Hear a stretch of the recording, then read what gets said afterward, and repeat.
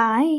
இன்னைக்கு நம்ம பார்க்க போறது, கங்கும் கீரையும், அதோட சேர்த்து மாசியும் போட்டு எப்படி ஒரு அருமையான வதக்கல் செய்றது. அதுக்கு கங்கும் கீரை ஒரு கட்டு எடுத்து வச்சிருக்கிறேன். அதோட ஒரு பெரிய வெங்காயத்த எடுத்து நீளவாக்குல வெட்டி வச்சுட்டு, கருவேப்பிலைய எடுத்து வச்சிருக்கிறேன். அதுக்கு தேவையான அளவு உப்புத்தூளும், சில்லி ஃப்ளேக்ஸும் எடுத்து வச்சிருக்கிறேன். அதோட தாளிக்கிறதுக்கு தேவையான அளவு எண்ணெய், மாசி, அதோட தக்காளியும் எடுத்து வச்சிருக்கிறேன். இந்த மாதிரி கங்கும் கீரைய சின்ன சின்னதா கையால பிச்சு வச்சுக்கிறணும். மாசி ஒரு 2 டேபிள் ஸ்பூன் மாதிரி எடுத்துட்டு, அதை தண்ணி கொஞ்சம் ஊற்றி அதை நல்லா கழுவி எடுத்து வச்சிருக்கிறேன்.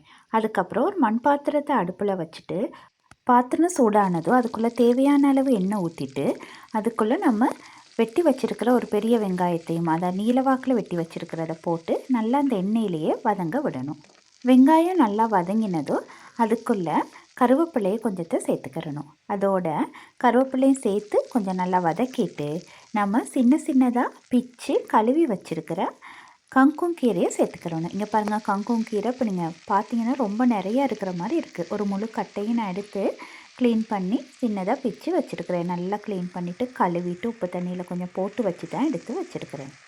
பாருங்கள், கீரை நம்ம பாவிக்கிற மண் பாத்திரத்தை விட கூட இருக்கிற மாதிரி இருக்குது. அதை பற்றி கவலைப்படாதீங்க. பாருங்கள், இதை போட்டு கொஞ்சம் நேரத்தில் ஒரு நிமிஷம் கூட ஆகாது. இப்படி லைட்டாக கிண்டி விடுற நேரம் இங்கே பாருங்கள், நல்லாவே கீரையெல்லாம் கீழே போய் வதங்கி வருது. அதோட கொஞ்சமாக வதங்கி வர நேரம் தேவையான அளவு உப்புத்தூள் போட்டுக்கிறணும். இப்போ இந்த கீரைக்கு நம்ம நிறைய உப்புத்தூள் போட்டுறக்கூடாது. கீரை நிறையா இருக்குதுன்னு சொல்லிட்டு போட முடியாது. ஒரு அரை தேக்கரண்டி போட்டாலே போதுமாக இருக்கும்.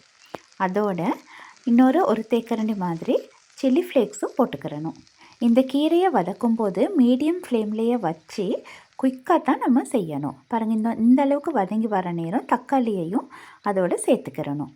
தக்காளியையும் சேர்த்துட்டு வதக்கிக்கிட்டு வர நேரம் பாருங்கள், அந்த மாதிரி தண்ணி விட ஆரம்பிக்கும். அப்போ அந்த சைட்ஸுக்கு கீரையெல்லாம் எடுத்துட்டு நடுவில் தண்ணியை சேர விட்டு அதை அப்படியே ஆவியாக விடணும். அப்போ கொஞ்சம் நேரத்தில் தண்ணி ஆவியாகி கங்கும் கீரை நல்லா வதங்கி வரும். அந்த நேரத்தில் நம்ம மாசியையும் அதோடு சேர்த்துக்கிறணும். சேர்த்துட்டு அந்த எண்ணெயிலேயே இன்னும் கொஞ்சம் நல்லா கிளறி விடணும். பாருங்கள், இப்போ தண்ணி நல்லா வற்றிருச்சு, கீரையும் நல்லா வதங்கிருச்சு. பாருங்கள், இப்போ நமக்கு தேவையான கங்கும் மாசி வதக்கல் நல்லா ரெடி ஆயிடுச்சு. ஸோ நீங்களே இதை ட்ரை பண்ணி பாருங்கள்.